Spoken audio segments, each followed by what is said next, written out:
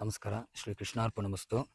ಮೂಲ್ಯವೇದಿ ಅಂತ ಕೇಳ್ತಾ ಇರ್ತೀರಾ. ಕೆಲವರಿಗೆ ರಕ್ತ ಎಲ್ಲ ಬರ್ತಾ ಇರುತ್ತೆ, ಇನ್ನು ಕೆಲವರಿಗೆ ಇಚ್ಚಿಂಗ್ ಆಗಿರುತ್ತೆ, ಇನ್ನು ಕೆಲವರಿಗೆ ಚುಚ್ತಾ ಇರುತ್ತೆ, ಕುತ್ಕೊಳ್ಳೋಕ್ಕಾಗಲ್ಲ. ಮತ್ತು ಮಲ್ಟಿ ಅಂದರೆ ಒಂದಕ್ಕಿಂತ ಹೆಚ್ಚು ಕ್ರಿಯೇಟ್ ಆಗ್ಬಿಟ್ಟಿರುತ್ತೆ. ಅಂಥವರೆಲ್ಲ ಮಾತ್ರೆಗಳು ಹಾಕ್ಕೊತಾ ಇರ್ತಾರೆ, ಆಪ್ರೇಷನ್ ಮಾಡಿಸ್ಕೊಬೇಕು ಅಂತಾರೆ. ಒಂದ್ಸಲಿ ಲೇಸರ್ ಕಟ್ ಮಾಡಿಸ್ಕೊಂಡಿದ್ದೀನಿ ಆದರೂ ಬಂದ್ಬಿಟ್ಟಿದೆ ಅಂತೆಲ್ಲ ಹೇಳ್ತಾರೆ. ಶಾಶ್ವತವಾಗಿ ಬರ್ದಿರೋ ಇರೋ ಥರ ಇರಬೇಕು ಅಂದರೆ ನೀವು ಕೆಲವು ಊಟದಲ್ಲೂ ಕೂಡ ಪಥ್ಯ ಇರ್ತಾ ಈ ಒಂದು 3 ಗಿಡಗಳು ತೋರಿಸ್ತೀವಿ. ಇಷ್ಟು ಸಾಕು. ಇದನ್ನು ಮಾಡಿಕೊಂಡ್ರೆ ಎಂಥ ಪೈಲ್ಸ್ ಆದ್ರೂ ಒಂದು 7 ದಿವಸ ಅಷ್ಟೇ. ಮತ್ತು ಇಲ್ಲ ಇನ್ನೂ ಜಾಸ್ತಿ ಇದೆ, ತುಂಬ ಕ್ರಿಟಿಕಲ್ ಕಂಡೀಷನಲ್ಲಿದೆ ಅಂತ ಅನ್ನೋರಿಗೆ ಇನ್ನೊಂದು 7 ದಿವಸ ಅಷ್ಟೇ. 15 ದಿವಸದಲ್ಲಿ ಟಾಟಾ ಬಾಯ್ ಬಾಯ್ ಹೇಳ್ಬಿಡ್ಬೋದು ಅದಕ್ಕೆ. ಓಕೆನಾ? ತೋರಿಸಿ ಆ ಗಿಡ. ಮೊದಲನೇ ಗಿಡ ಯಾವುದು ಅಂದರೆ ತೋರಿಸಿ. ಇದು ಬಂದು ಮುಟ್ಟಿದರೆ ಮುನಿ ಅಂತ ಗಿಡ. ಮುಟ್ಟಿದರೆ ಮುನಿ ಅಂತ ಈ ಗಿಡ. ಓಕೆನಾ? ಇದು ನಾಚಿಕೆ ಸಸಿ ಅಂತ ಕೂಡ ಕರೀತಾರೆ.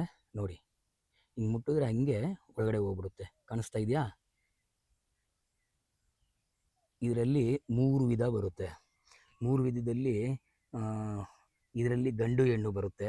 ಇನ್ನೊಂದು ಬಂದು ಇದು ಹೆಂಗೆ ಒಳಗಡೆ ಮುಚ್ಕೊತಾ ಇದೆಯೋ ಅದು ಹೊರಗಡೆ ಮುಚ್ಕೊಳ್ಳುತ್ತೆ. ಆ ಥರ ಒಂದು ಗಿಡ ಇದೆ. ಅದ್ರ ಬಗ್ಗೆ ಬೇಡ, ಇನ್ನೊಂದ್ಸಲಿ ಆ ಗಿಡ ಸಿಗ್ದಾಗ ನಿಮ್ಗೆ ತೋರಿಸ್ಬಿಟ್ಟು ಹೇಳ್ತೀನಿ ಅದ್ರ ವಿವರಣೆಗಳು. ಈ ಗಿಡಗಳು ಏನಕ್ಕೆ ಕೆಲಸ ಬರುತ್ತೆ ಅಂದರೆ, ಇದು ಒಂಥರ ಹೂವು ಬರುತ್ತೆ. ಇದನ್ನು ತೋರಿಸಿ ಈ ಹೂವನ್ನ.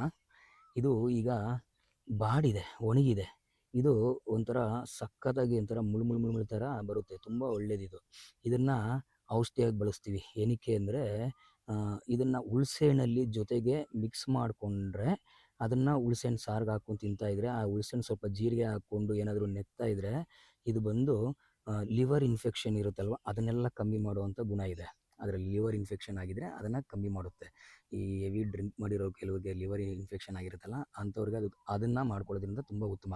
ಇನ್ನು ಪೈಲ್ಸ್ ವಿಚಾರಕ್ಕೆ ಬಂದರೆ, ಪೈಲ್ಸ್ ವಿಚಾರದಲ್ಲಿ ಈ ಗಿಡ ಮತ್ತು ಇನ್ನೊಂದು ಗಿಡ ತೋರಿಸ್ತೀನಿ. ಇದ್ರ ಸೊಪ್ಪು ಒಂದಿಷ್ಟು ಸೊಪ್ಪು ತೊಗೊಬೇಕು ಪೈಲ್ಸ್ಗೆ. ಒಂದಿಷ್ಟು ಅದನ್ನ ಬಿಡಿಸ್ಕೊಬೇಕು. ಮುಳ್ಳಿರುತ್ತೆ, ಮುಳ್ಳು ಚುಚ್ದಿರಂಗೆ ನೀವು ನೋಡಿಕೊಂಡು ಅದನ್ನು ಬಿಡಿಸ್ಕೊಬೇಕು. ಒಂದಿಷ್ಟು ಸೊಪ್ಪು, ಈ ಒಂದು ಮುಟ್ಟಿದರೆ ಮುನಿ ಸೊಪ್ಪನ್ನ ತೊಗೊಬೇಕು. ಅದನ್ನು ತೊಗೊಂಡು ನೆಕ್ಸ್ಟು ಹಂಗೆ ಈ ಕಡೆ ಬನ್ನಿ, ಇನ್ನೊಂದು ಗಿಡ ತೋರಿಸ್ತೀನಿ ನಿಮಗೆ.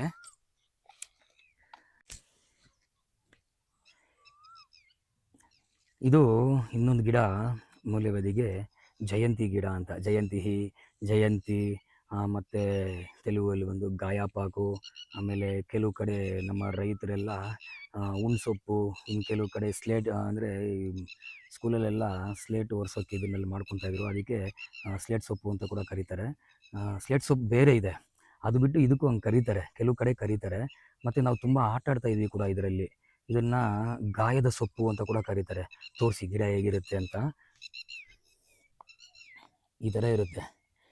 ಈ ಗದ್ದೆಗಳಲ್ಲಿ ಕೆಲಸ ಮಾಡಬೇಕಾದ್ರೆ ನಮ್ಮ ರೈತರು ಏನೋ ಸೆನ್ಕೆ ಗಿನ್ಕೆಯಲ್ಲಿ ಏನಾದ್ರು ಕಾಲ್ಗಿಲ್ಗೆ ಹಾಕೊಂಡ್ಬಿಟ್ರೆ ಏನು ಮಾಡ್ತಾಯಿದ್ರು ಅಂದರೆ, ಈ ಎಲೆಗಳಿರುತ್ತಲ್ಲ, ಈ ಎಲೆಗಳ್ನ ಹಿಂಗೆ ತೊಗೊಂಬಿಟ್ಟು ಹಂಗೆ ಹಿಂಗೆ ಅಂದ್ಬಿಡೋದು. ನೋಡಿ, ಹಿಂಗೆ ಅಂದ್ಬಿಡೋದು.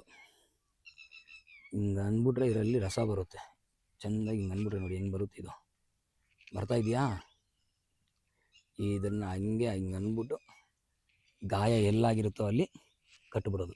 ಇಲ್ಲಿ ಗಾಯ ಆಗಿದೆ ಅಂದ್ಕೊಳ್ಳಿ, ಆ ಗಾಯಕ್ಕೆ ಹಿಂಗೆ ಹಾಕ್ಬಿಡೋದು. ಹಿಂಗೆ ಹಾಕ್ಬಿಟ್ರೆ ಆ ಬ್ಲಡ್ ಬಂದಿರುತ್ತಲ್ಲ, ಬ್ಲಡ್ ನಿಂತೋಗುತ್ತೆ, ಇದು ಮೆತ್ಕೊಂಡ್ಬಿಡುತ್ತೆ, ಬೇಗ ಗಾಯ ವಾಸಿ ಆಗ್ಬಿಡುತ್ತೆ. ಅಷ್ಟೊಂದು ಒಳ್ಳೆ ಗಿಡ. ಮತ್ತು ಇದರಲ್ಲಿ ನಾವು ಆಟ ಆಡ್ತಾ ಇದ್ವಿ ಅಂತ ಹೇಳ್ತಾ ಇದ್ವಲ್ಲ, ಹೆಂಗೆ ಆಟ ಆಡ್ತಾ ಇದ್ವಿ ಅಂದರೆ ನೋಡಿ, ಈ ರೀತಿ ತಥಾ ಕಾಸು ಕೊಡ್ತೀಯಾ ಇಲ್ವಾ, ಇಲ್ಲ ಅಂದರೆ ನಿನ್ನ ತಲೆ ಕಟ್ ಅಂತ ಹಿಂಗೆ ಕಟ್ ಮಾಡ್ತಾ ಇದ್ವಿ ಲೈಫಲ್ಲಿ. ಸೊ ಇದರಲ್ಲಿ ಮೂಲ್ಯವಾಗಿದೆ, ತುಂಬ ಕೆಲಸ ಮಾಡುತ್ತೆ. ಆ ಮುಟ್ಟಿದ್ರೆ ಮುನಿ ಸೊಪ್ಪು ಒಂದಷ್ಟು, ಮತ್ತು ಈ ಸೊಪ್ಪು ಒಂದಷ್ಟು, ಒಂದಿಷ್ಟಿಷ್ಟು ತೊಗೊಳ್ಳಿ. ಇದೊಂದಿಷ್ಟು, ಅದೊಂದಿಷ್ಟು. ಓಕೆನಾ? ಮತ್ತು ಇನ್ನೊಂದು ಗಿಡ ತೋರಿಸ್ತೀನಿ, ಆ ಗಿಡದ ಜೊತೆ ಬೆರೆಸಿ ಇದನ್ನು ಹರ್ಕೊಳೋವಂಥದ್ದು. ಇನ್ನೊಂದು ಗಿಡ ತೋರಿಸ್ತೀನಿ, ಬನ್ನಿ. ಇಲ್ಲೇ ಇದೆ ಒಳ್ಳೆ ಗಿಡ. ಬನ್ನಿ ಬನ್ನಿ ಬನ್ನಿ ಬನ್ನಿ. ಮೂಲ್ಯವೇದಿಗೆ ಇನ್ನೊಂದು ಮಿಕ್ಸಿಂಗ್ ಗಿಡ ಅಂತ ಹೇಳಿದ್ನಲ್ಲ, ಆ ಗಿಡ ತೋರಿಸ್ತೀನಿ ಬನ್ನಿ. ಇದೇ ಉತ್ರೇಣಿ. ಇದು ಉತ್ರೇಣಿ. ಇದನ್ನು ಬಂದು ಎದುರು ಉತ್ರೇಣಿ ಅಂತ ಕರೀತಾರೆ, ಕಪ್ಪು ಉತ್ರೇಣಿ ಅಂತ ಕರೀತಾರೆ. ನೋಡಿ, ಉತ್ರೇಣಿ ಗಿಡದಲ್ಲಿ ನಿಮಗೆ ಇದೇ ರೀತಿ ಮುಳ್ಳುಗಳಿರುತ್ತೆ. ಅದರಲ್ಲಿ ಅಕ್ಕಿ ತೊಗೊಬೋದು. ಅದ್ರ ಬಗ್ಗೆ ನಾನು ಇನ್ನೊಂದ್ಸಲಿ ಹೇಳ್ತೀನಿ ಅದ್ರ ವಿಚಾರನ. ಬಟ್ ಇದು ಕರಿ ಉತ್ರೇಣಿ, ಎದುರು ಉತ್ರೇಣಿ ಅಂತ ಕರೀತಾರೆ. ಇದರಲ್ಲಿ ಪರ್ಪಲ್ ಕಲರ್ದು ಈ ಥರ ಒಂದು ಹೂವು ಬರುತ್ತೆ. ಈಗೆಲ್ಲ ಹೂವು ಉದುರೋಗಿದೆ ನೋಡಿ. ಇದ್ರದ್ದು ಎಲೆಗಳು, ಓಕೆನಾ? ಇದ್ರದ್ದು ಎಲೆಗಳು ಒಂದಿಷ್ಟು ತೊಗೊಳ್ಳೋದು ಅಷ್ಟೇ, ಒಂದಿಷ್ಟು ತೊಗೊಳ್ಳೋದು. ಈ ಎಲೆಗಳನ್ನ ಇಷ್ಟು ತಗೊಳ್ಳೋದು. ಈ ಎಲೆ ಆಯಿತಾ, ಮತ್ತು ಜಯಂತಿ ಗಾಯದ ಎಲೆ ಅಂತ ಹೇಳಿದ್ವಲ್ಲ, ಗಾಯ ಸೊಪ್ಪು ಅಂತ, ಅದು ಇಷ್ಟೆಲೆ. ಮತ್ತು ಮುಟ್ಟಿದರೆ ಮುನಿ, ಅದೊಂದು ಇಷ್ಟೆಲೆ. ಈ 3 ಎಲೆನ ಮಿಕ್ಸ್ ಮಾಡ್ಕೊಳ್ಳಿ. ಇನ್ನು 4-5 ಗಿಡ ಇದೆ, ಬೇಡ, ನಿಮಗೆ ಸಿಕ್ಕಿದ್ರೆ ತುತ್ತಿ ಅತಿ ಬಲ ಅದನ್ನು ತೊಗೊಳ್ಳಿ. ಅದೆಲ್ಲ ಸಿಕ್ಕಿದ್ರೆ ನಾನು ವೀಡಿಯೋದಲ್ಲಿ ಆ್ಯಡ್ ಮಾಡ್ತೀನಿ. ಇಲ್ಲಾಂದರೆ ಅತಿ ಬಲದ್ದೇ ದೊಡ್ಡ ವಿಚಾರ ಇದೆ, ಅದನ್ನು ಕಥೆನೇ ಹೇಳ್ಬೇಕು ನಿಮಗೆ, ಹೇಳ್ಕೊಡ್ತೀನಿ, ಅದನ್ನು ಹೇಳಿ ತಿಳಿಸ್ತೀನಿ, ನನಗೆ ಗೊತ್ತಿರೋವಂಥದ್ದು, ನಾವು ತಿಳಿದಿರೋವಂಥದ್ದು. ಇದು 3ನ್ನು ಒಂದಿಷ್ಟು ಗಟ್ಟಿ ಮೊಸರಲ್ಲಿ ಹಾಕೊಂಬಿಟ್ಟು ತೆಗೆದುಕೊಳ್ಳೋದು. ಚೆಂದಾಗಿ ಕಲ್ಲಲ್ಲಿ ಹರ್ಕೊಂಡ್ರೆ ತುಂಬ ಉತ್ತಮ. ಇಲ್ಲ ಒಳ್ಕಲ್ಲಿತ್ತು ಅಂದರೆ ಒಳ್ಕಲ್ಲಲ್ಲಿ ಆಡಿಸ್ಕೊಂಬಿಡಿ. ಕಲ್ಲು ಟಚ್ ಆಗಿ ಅದನ್ನು ನೀವು ಔಷಧಿಯಾಗಿ ಸ್ವೀಕರಿಸೋದ್ರಿಂದ ತುಂಬ ಚೆನ್ನಾಗಿ ಕೆಲಸ ಮಾಡುತ್ತೆ. ಮಿಕ್ಸಿಲಿ ಸ್ವಲ್ಪ ಕಮ್ಮಿ, ಇವತ್ತಿನ ದಿವಸ ಮಿಕ್ಸಿನೇ ಎಲ್ಲ ಆಗಿರೋದ್ರಿಂದ ಬೇಕಾದರೆ ಮಿಕ್ಸಿಲಿ ನೀರು ಹಾಕಬಾರ್ದು. ಎಷ್ಟು ಸಾಧ್ಯನೋ ಅಷ್ಟು ನೈಸಾಗಿ ಪೌಡ್ರ್ ಮಿಕ್ಸಿ ಪೇಸ್ಟ್ ಮಾಡ್ಕೊಳ್ಳಿ. ಫುಲ್ಲು ಪೇಸ್ಟ್ ಮಾಡ್ಕೊಳ್ಳಿ. ಬೇಕಾದರೆ ಅದಕ್ಕೆ ಮಜ್ಜಿಗೆ ಹಾಕೊಂಡು ಪೇಸ್ಟ್ ಮಾಡ್ಕೊಳ್ಳಿ. ಇದನ್ನು ಪೇಸ್ಟ್ ಮಾಡಿರೋದನ್ನು ಒಂದು ಅರ್ಧ ಲೀಟ್ರು ಮಜ್ಜಿಗೆ ಮಾಡ್ಕೊಳ್ಳಿ. ಅಂದರೆ ಒಂದು 100 ಗ್ರಾಮು ಅಷ್ಟು ಮೊಸರು ಹಾಕ್ಕೊಂಡು ಒಂದು ಅರ್ಧ ಲೀಟ್ರಷ್ಟು ಅದನ್ನು ಮಜ್ಜಿಗೆ ಮಾಡ್ಕೊಬೇಕು. ಆ ಮಜ್ಜಿಗೆಯಲ್ಲಿ 1/4 ಲೀಟ್ರ್ ಮಜ್ಜಿಗೆಗೆ ಇದನ್ನೊಂದು 2 ಸ್ಪೂನ್ ಹಾಕ್ಕೊಬೇಕು. ಇದೊಂದು 4 ಸ್ಪೂನ್ ಥರ ಆಗುತ್ತೆ, ಒಂದು 2 ಸ್ಪೂನ್ ಮೇಲಾದರೂ ಆಗುತ್ತೆ. ಇದನ್ನೊಂದು ಸ್ಪೂನ್ ಹಾಕ್ಕೊಂಡು ಚೆಂದಾಗಿ ಕಲಿಸ್ಬಿಟ್ಟು ಖಾಲಿ ಹೊಟ್ಟೆಲಿ ಕುಡಿಯೋದು. ಅದು ಕುಡಿದ ಮೇಲೆ ನಿಮಗೆ ಇದು ಕ್ಲೀನಾಗಿ ಸರಾಗವಾಗಿ ಹೋಗುತ್ತೆ. ಓಕೆನಾ? ಯಾವುದೂ ರಕ್ತ ಬೀಳಲ್ಲ, ಯಾವುದೂ ಇಕ್ಕಟ್ಟಾಗದಿರೋ ಹೋಗುತ್ತೆ. ಆಮೇಲೆ ಇದನ್ನು ಡೇ ಬೈ ಡೇ 7 ದಿವಸ ನೀವು ತೊಗೊಂಡ್ರೆ, ಇವಾಗ ಶುರುವಾಗಿದ್ದರೆ ಒಂದು ಸ್ವಲ್ಪ ದಿವಸದಿಂದ ಇರಿಟೇಷನ್ ಕೊಡ್ತಾಯಿದ್ರೆ ಖಂಡಿತವಾಗ್ಲೂ ಮಾಯ. ಯಾವ ಆಪ್ರೇಷನೂ ಬೇಡ, ಯಾವ ಮಾತ್ರೆನೂ ಬೇಡ. ಈ ಪ್ರಕೃತಿ ಕೊಟ್ಟಿರೋವಂಥ ಇದರಲ್ಲೇ ಎಲ್ಲವೂ ಆಗುತ್ತೆ. ಆರಾಮಾಗಿ ಹೋಗ್ತೀರಾ. ತುಂಬ ಕ್ರಿಟಿಕಲ್ ಇದ್ದರೆ ಮಾತ್ರ ಒಂದು 15 ದಿವಸ, ಆಮೇಲೆ ನೀವು ಗುಡ್ ಬೈ ಹೇಳ್ಬಿಡ್ತೀರ. ಆಮೇಲೆ ನೀವು ಈಟಾಗಿ ಇರೋವಂಥ ಪದಾರ್ಥಗಳನ್ನ ಸ್ವೀಕರಿಸ್ತೀರ ಇದ್ದರೆ ನಿಮಗೆ ಮತ್ತೆ ಅದು ರಿಪೀಟ್ ಆಗೋಲ್ಲ.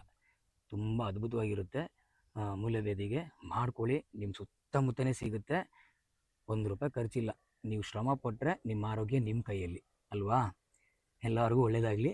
ಶ್ರೀಕೃಷ್ಣಾರ್ಪಣಮಸ್ತು.